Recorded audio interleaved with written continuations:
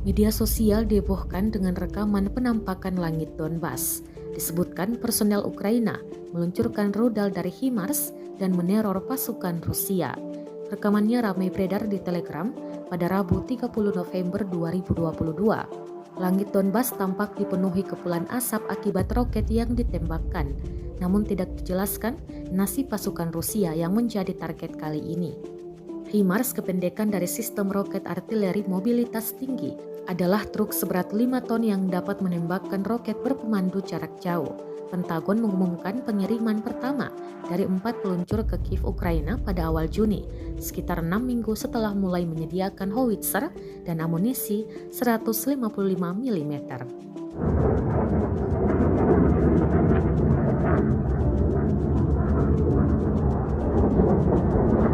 Красавцы!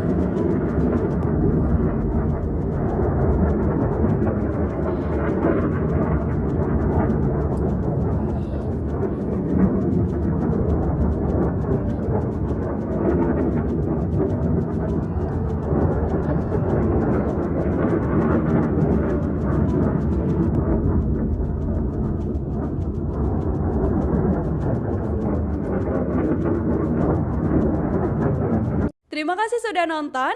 Jangan lupa like, subscribe, dan share ya.